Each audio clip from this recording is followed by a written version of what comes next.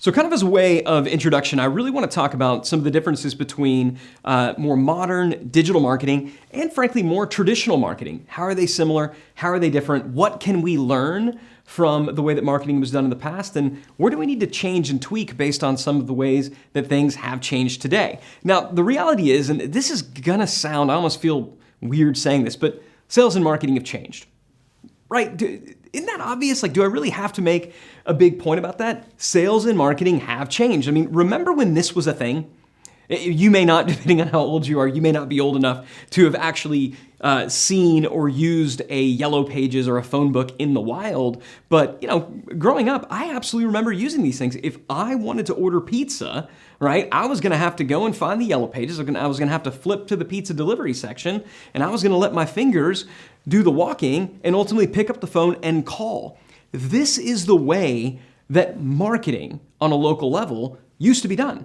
This is the way that marketing in many cases on a national level used to be done, right? This idea that all you have to do is make sure that you're listed in the Yellow Pages, that you're advertising on a couple of radio stations, that your ads are appearing in certain magazines or trade journals. Marketing used to be so simple because there were just only so many channels that we as marketers, that we as advertisers had available to us. Well, today, obviously, things have changed. And what's important for you to know is they've changed whether you're online, more traditionally an offline brick and mortar business, whether you're, B2C, a business to consumer type business, or a B2B type business. No matter what you're in, they have changed. And kind of as a way of demonstrating that, I want you to look at this number. 57%. Okay, 57%. That is how far along the sales process a B2B buyer is before they ever engage with a salesperson. So what this means is if you're sitting there thinking to yourself, I don't know if this digital marketing stuff applies to me or to my brand because, we're more of an enterprise B2B sales process. Our sales flow is one where, we close people over the phone. We're not selling widgets online. We're not selling on Amazon or eBay or anything like that. We're selling over the phone. Well, what the data tells us today is that even if you're selling over the phone through a traditional sales-driven model, still the prospects that your salespeople are talking to are 57% of the way through the buying process before they ever talk to that salesperson. Now, where is that happening? How is this happening? How is this occurring? Well, the answer is the internet. It's digital. Think about, your experience before you go and buy a car. You don't just decide one day that you're going to go out and buy a car and you wake up and the very first action you take is to drive to the nearest car lot. No, you begin to think, I might want to get a new car. And so what do? You go online and you start the research process. This is how buying happens today. It's not how it used to happen from a traditional perspective because we didn't have access to all the different channels and areas that we have today. But now that we do, people are leveraging it.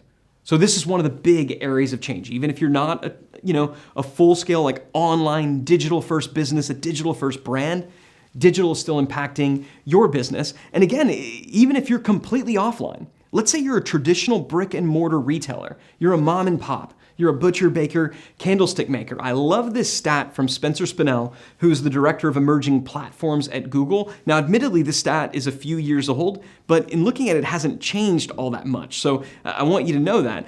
What he says here is while 97% of purchasing decisions are starting on the internet, less than 6% are happening on the internet. Okay? So this idea that the vast majority of sales are still occurring at the point of sale. They're still occurring in quote unquote real life, right? The vast majority of transactions, yes, Amazon and e-commerce and all these new online sales channels have emerged, and it's probably a little bit higher than 6%, but still the vast majority of discretionary income is spent in a store. It's spent in somebody's shop. It's spent in somebody's office. The vast majority of discretionary income is still spent in the quote unquote real world. And yet, and this is the point that Spencer Spinell is making, 97% of purchase decisions start on the internet. So we cannot look at our businesses, we cannot look at our brands and say, because the sale occurs, in a shop, or because it occurs over the phone, or because it occurs when somebody's sitting across the table in my office, that this whole pesky digital thing doesn't impact me. No. Let's not, and especially as marketers, we cannot confuse where the sale ultimately occurs with where the buying process begins. I'm going to say that again because it's so incredibly important. As marketers, especially modern marketers, we cannot confuse where the sale ultimately occurs with where the sales process begins. And today, at least 97% of the time, the sales process is beginning online. It is beginning in digital. What that means is we're all digital marketers. Every marketer today is a digital marketer. What it means is we're all digital brands. Every brand today is digital, kind of whether you like it or not. So yes, sales and marketing have changed. And it's impacting what marketers do and how marketers behave and the types of roles that they adopt. In the past, we talked about kind of what traditional marketing is, this idea of the yellow pages. But historically, if you did marketing, usually your job, the work that you did, was primarily to generate awareness. So you were going to run ad campaigns. Now, maybe you did marketing in-house and you worked with an outside agency. Maybe you were at the agency level, but generally this idea of setting up awareness campaigns, running advertising campaigns, writing the copy around it, getting that awareness, getting that exposure, that was going to be at the top of your list. Also, branding and brand development. Marketers absolutely have been responsible for the brand development, the brand protection. So what are the logos, color scheme, style guide, brand voice, all of these things, those have been owned by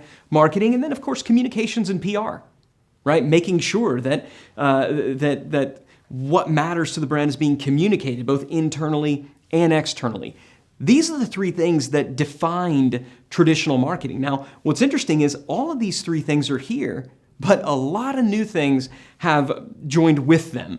And that's kind of the reality of marketing today. They must be able to manage way more than just those three things that I showed you. And what's causing this phenomenon, what's causing the role of marketing to expand so rapidly, what's causing the profession of marketing to grow in complexity comes down to one word, and that one word is technology.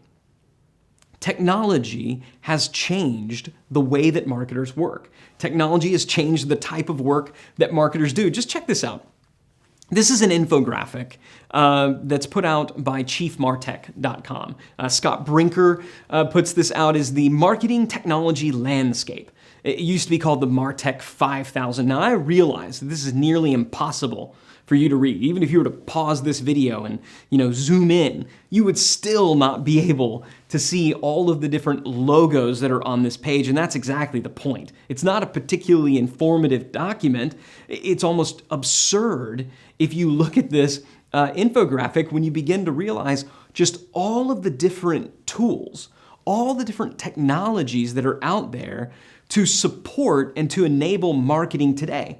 Again, keep in mind, just a few decades ago, the tools that marketers had were phone book, radio, television. Now look at all of the tools that we as marketers need to know how to use today. So yeah, this work, this job, this profession, it's gotten a bit more complicated.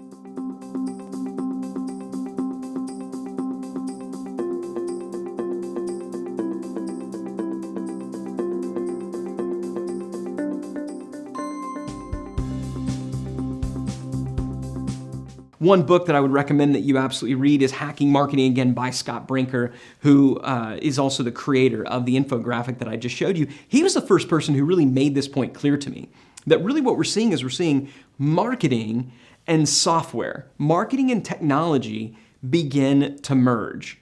I remember when digital marketing was thought of as a subset of marketing. So there were marketers and there were digital marketers.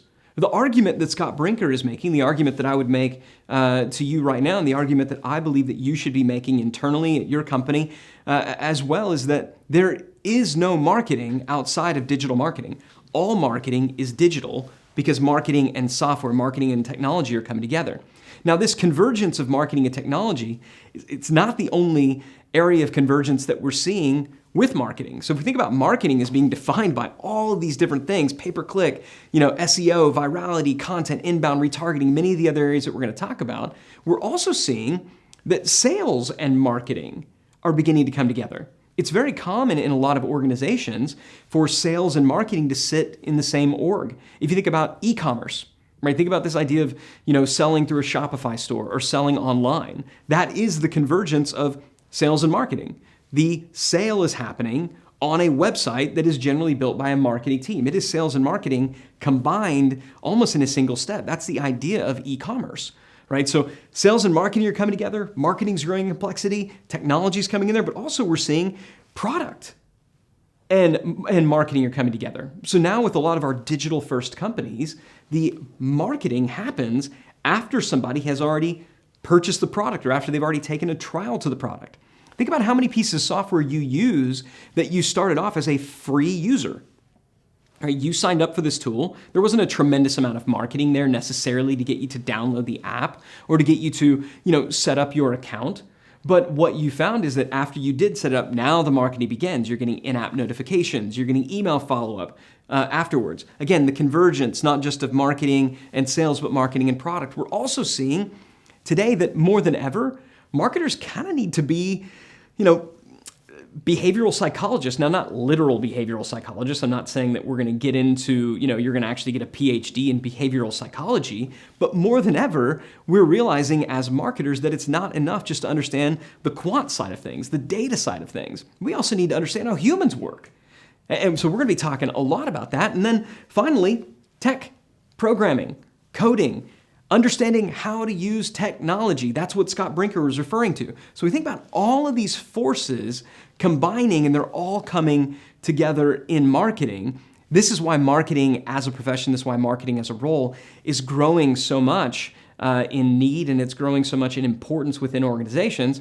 And frankly, it's why you're in a pretty good place right now, wherever you are to be, watching this and going through this. So we're seeing this convergence. We're seeing kind of everything become marketing. And, I would just bring back this graph that I showed you before, this idea of the T-shaped marketer, right? So we talked about how as a marketer, you need to be good at all of these things, all the tactical aspects of marketing.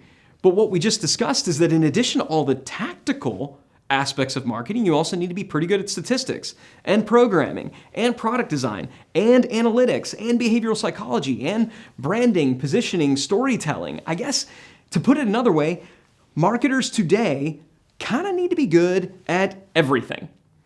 As a marketer today, you pretty much need to be good at everything. Now you can see this as scary or you could see this as being really, really good news. I would see it as the latter.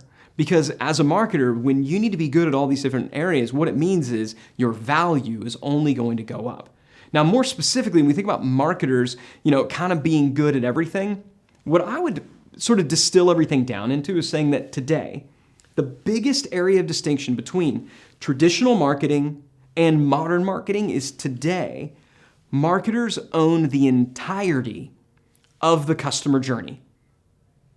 Marketers today own the entirety of the customer journey. This is the single most important aspect that I want you to get from this lesson. Whereas in the past, marketers owned awareness, right? They owned kind of the top of the customer journey. They owned, people being able to find the brand. They might own some, follow-on communication. They might own the brand strategy as a whole. Historically, once marketers had generated that initial awareness, they were done. The job of marketing was over once awareness had happened.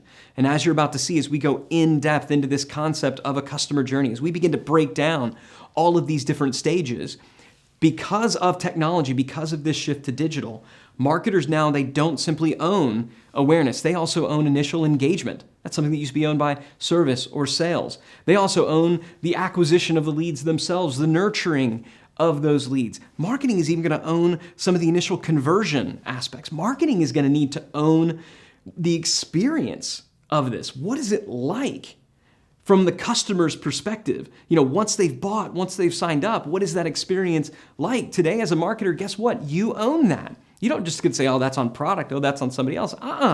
Today, as a marketer, you own that. Marketers also need to own the expansion of a particular customer. They need to own how long does this customer stick around. They also need to own how happy is this customer, how successful is this customer, and then ultimately, does this customer refer? So what's the biggest difference between traditional marketing and modern marketing today? Well, I would argue that because of technology, marketers today more than ever are able to have a bigger impact on the top line profitability, on the overall growth, and on the overall scale of companies. So yeah, the job of the marketers has gotten a lot more complicated, but it's also gotten a lot more valuable. And that's why, again, I'll say you're in a really great place right now.